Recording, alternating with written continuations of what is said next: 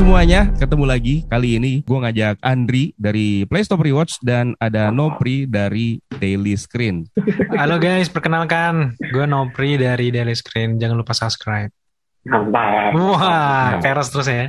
Mantap. Saya dari PSR atau PlayStop Reward. Gak usah di-subscribe YouTube-nya, tapi beli merchandise. Nah, itu Wah, Di Kramat Store, Tokopedia, Nah, itu tolong dia. beli. Limited edition sudah lagi sold out dan tidak akan diproduksi lagi. Oke, linknya ada di kolom deskripsi di bawah ya. Silakan dicek-cek karena lagi ada promo, lagi ada combo. Nggak tahu apakah masih tersedia atau nggak. Pokoknya kalian cek aja. Siapa tahu kalian yang beruntung untuk mendapatkan ya. Kita lagi pengen ngebahas mengenai beberapa hal yang sepertinya menarik untuk kita bahas. Termasuk salah satunya yang lagi menjadi pembicaraan sekarang ini, yaitu series Moon Knight yang tayang di Disney Plus Hotstar. Sekarang udah ada 4 episode. Bagaimana pendapat kalian, overview kalian selama menonton 4 episode awal Moon Knight? Gue mulai dari Nopri dulu deh. wah. Moon Knight secara keseluruhan series ini dibuat cukup berbeda sama dari film-film MCU kebanyakan ya. Kalau secara jujur, ini lebih berat. Sumpah, dan lebih berat. Transisi kepribadian itu kan salah satu film sebenarnya gue males Pak. Sebenarnya kalau bukan ini Marvel gue kayak sebenarnya menarik kalau dibungkus dalam satu film kayak film Split ya, Glass Split. Split. Nah itu kan yang benar juga bikin pusing tuh. Nah di Moon Knight itu pusingnya tuh bukan pusing malas nonton, tapi justru pusing itu menantang. Dari episode 1, 2, 3, 4 tuh benar-benar bikin penasaran. Ini kenapa, ada apa, bahkan dengan belum dimunculkannya Jack Loki pun itu tuh ada salah satu elemen yang sangat menarik untuk diikuti. Awalnya kalau kita nggak terlalu ngikutin Marvel, memang kurang lebih film ini bikin pusing. Jadi berat buat teman-teman yang suka film ringan. Tapi menurut gue secara keseluruhan Moon Knight adalah sesuatu yang berbeda dari Marvel yang disuguhkan ke kita. Jadi untuk episode 1 sampai 4 itu baru permulaan. Di 5 ke 6 gue yakin bakal pecah karena ada beberapa hal-hal yang dari episode 1 tuh udah diselipin beberapa jeda-jeda adegan-adegan bolong, dan nanti kalau kalian saksikan di episode 5 ke 6, nah itu pecahkan. Oh iya ya ada ini, nah, itu bakal menarik. Secara keseluruhan sih keren menurut gue. Yakin nggak sih ada identitas ketiga? Oh sangat yakin. Karena apalagi kalau di akhir-akhir kan, ntar kita ngomongin akhir kan. Oke. Di akhir-akhir itu makin jelas lagi nih, makin terang benderang. Oke, nanti tahan dulu. Kalau menurut lu, Andri, dari segi sinema ya, gue pengen tahu aja bagaimana penilaian lu soal Moon Knight ini dari segi pandangan lu tentang sinema. Soalnya lu kan yang paling sinema di antara kita semuanya di sini. Si paling sinema. Memang cuma si paling Marvel doang yang baru punya. Nah, iya paling sinema dong. Anyway, back to topic. Saya rasa semua pendapatnya sama yang Kinopri. Ya, nggak mungkin. Kalau itu gue nggak percaya. Nggak mungkin. Bohong. Nggak mungkin. Oke, overview gue biasa aja sebenarnya. Biasa aja. Just another Marvel series aja menurut gue gitu. Nothing special. CGI-nya juga nothing special. Plot-wise juga nothing special. Buat gue nggak ada bikin just another karakter yang lagi dibuat sama Marvel aja gitu.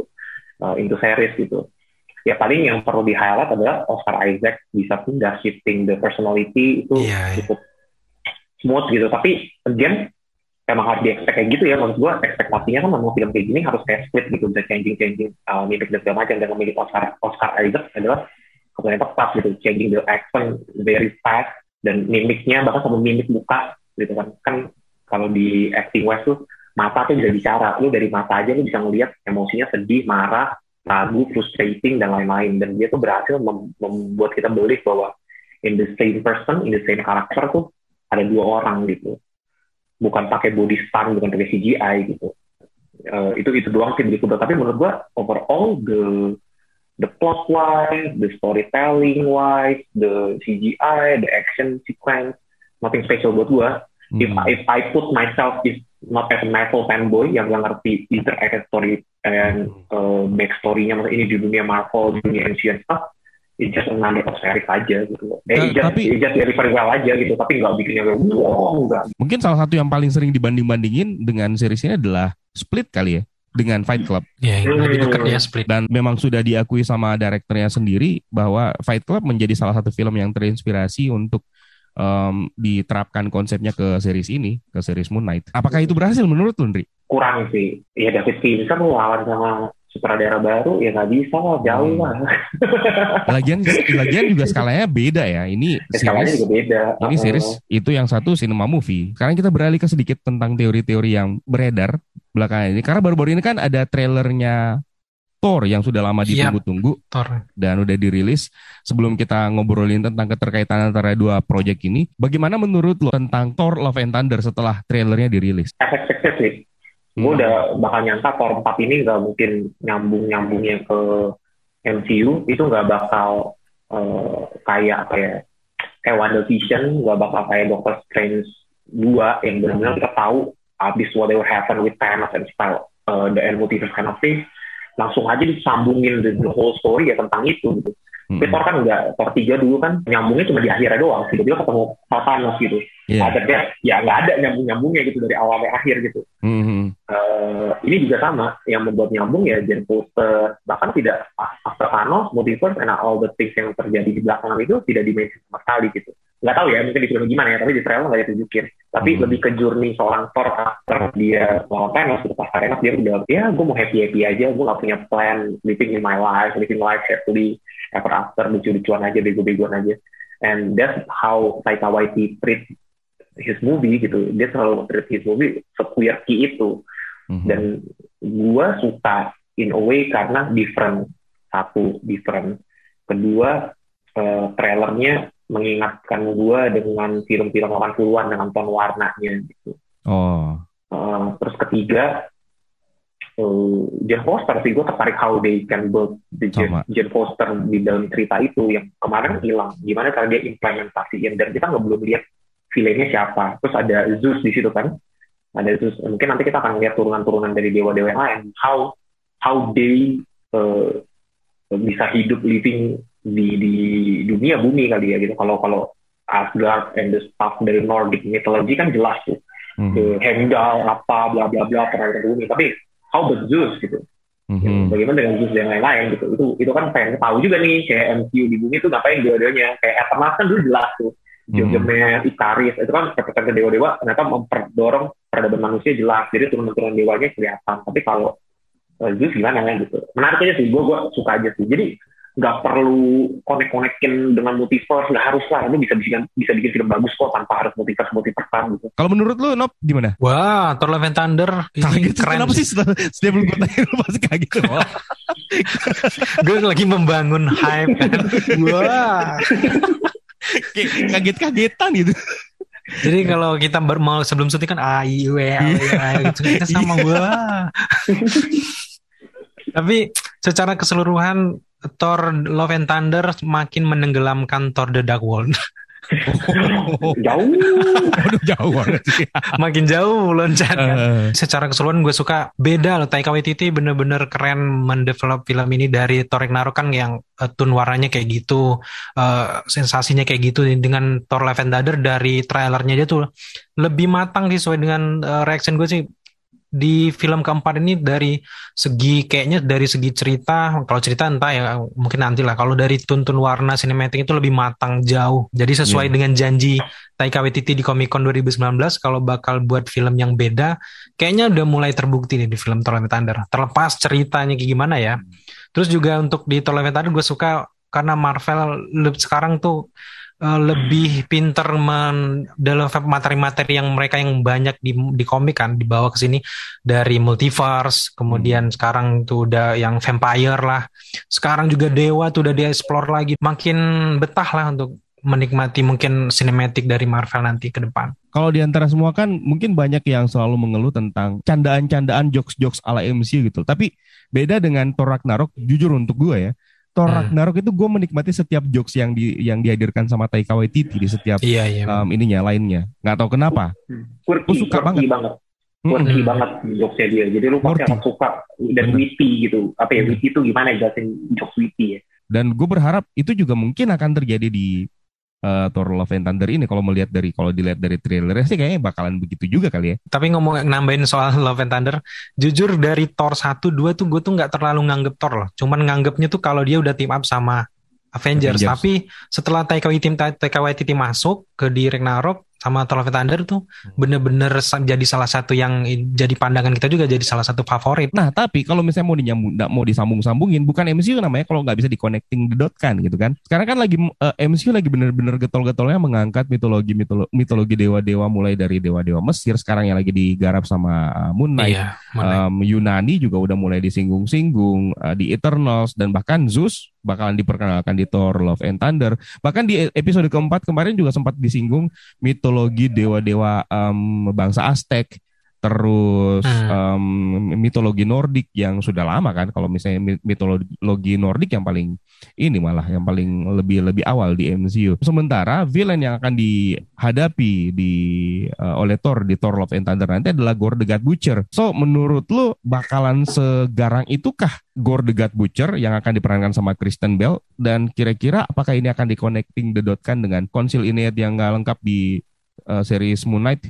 Apakah kalian setuju dengan itu? Atau kalau kayak Andri tadi kan, nggak perlu deh kayaknya di-connecting the dot kan kayak gitu, ya kan? Tapi itu kan bisa jadi. Menurut dari ini dulu deh. Kalau Nopri menurut lu gimana? Karena Marvel kan kontinuitasnya, setiap filmnya pasti ada hubungannya sama film lain. Perlu, cuman nggak terlalu harus ditonjolkan multiverse, segala halnya multiverse ya untuk Thor Love and Thunder. Biarkanlah ini tuh sekedar dia tuh mengeksplor galaksi. Sedangkan untuk galaksi sendiri kan kita belum puas kan ngelihat gimana pemandangan Guardian of the Galaxy seputar galaksi di Marvel. Jadi ya nggak usah disambungkan ke multiverse sih. Lebih baik si Thor ini disambungkan ke, kalau di komik kan Thor Corps kan, ada Thor Corps. Gue tuh lebih setuju itu, bakal banyak Thor di sini.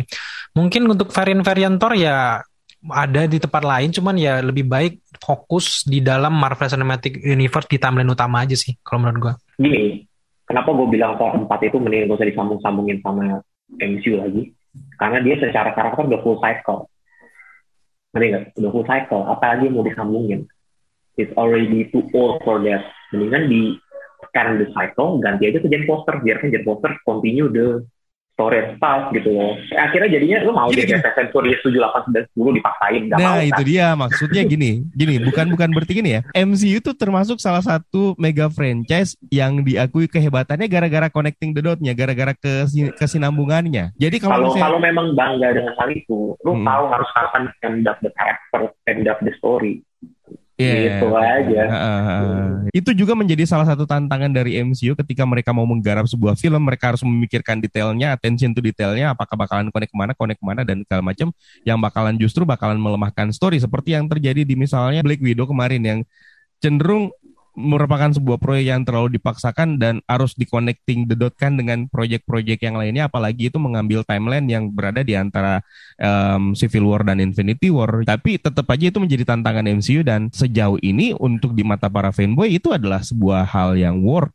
Nah, yang paling pengen gue obrolin sama kalian adalah ending episode keempat Moon Knight. Semua udah pada nonton kan episode 4 Moon Knight? Untuk yang belum nonton, kita kasih spoiler warning dulu.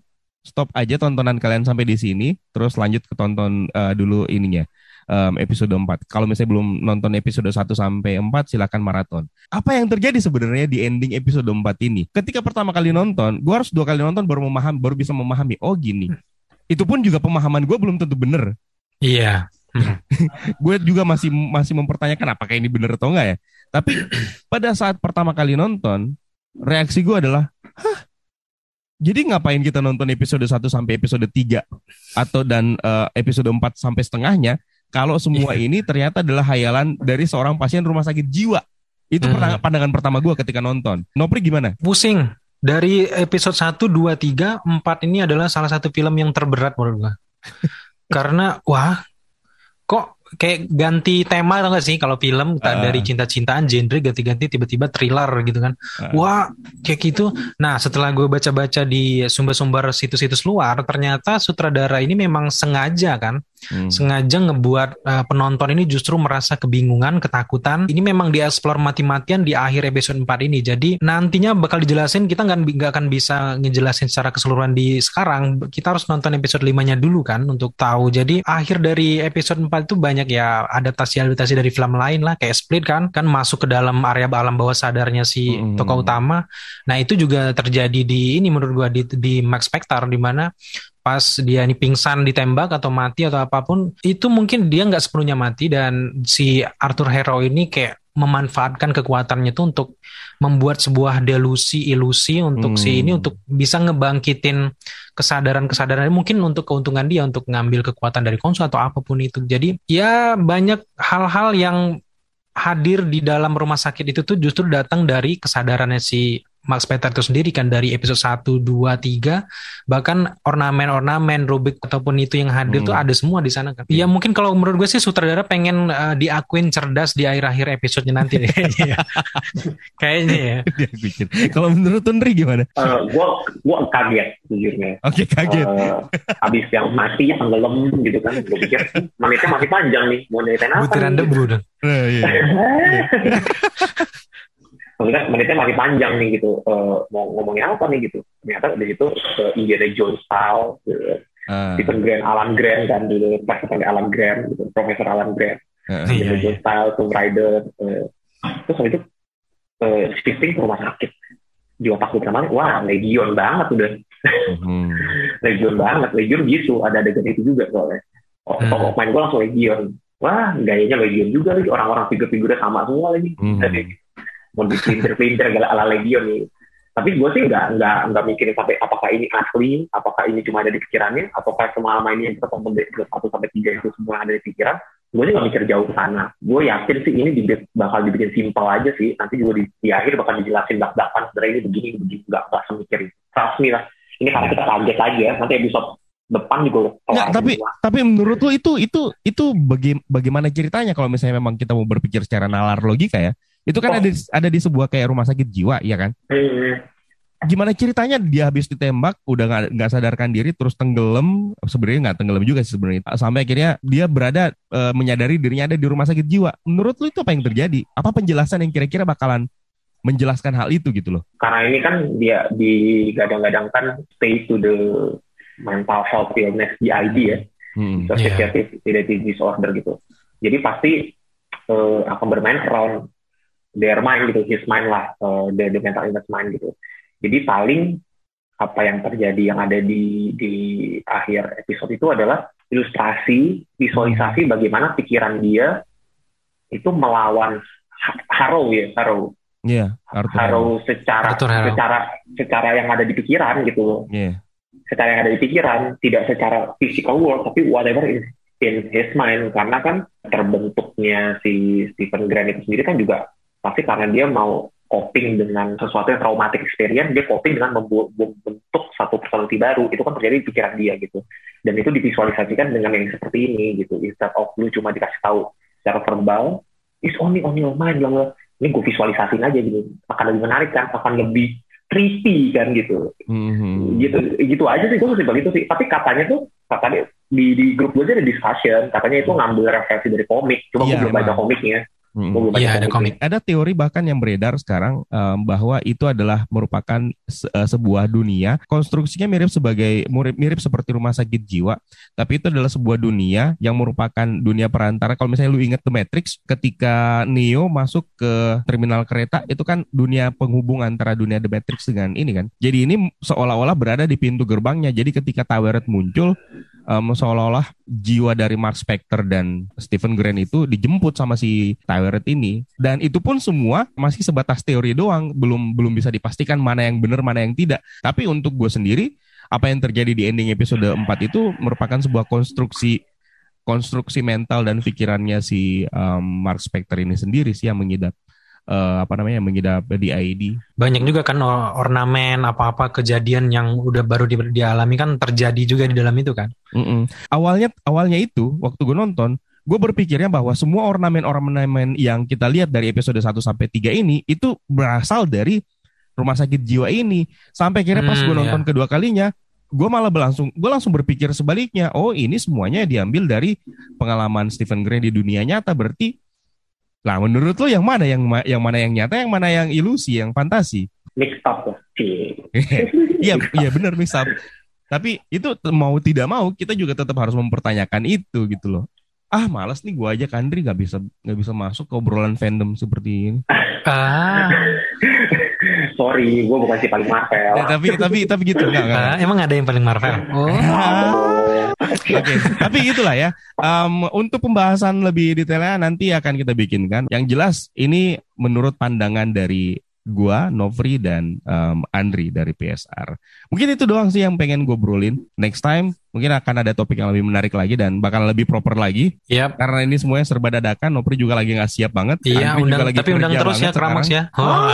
Pasti. Ya, kita kucuran dana ini biasanya masukin nanti. Dan seperti biasa sebelum gue akhiri, gue pengen ngajak kalian dulu untuk silakan cek di Tokopedia.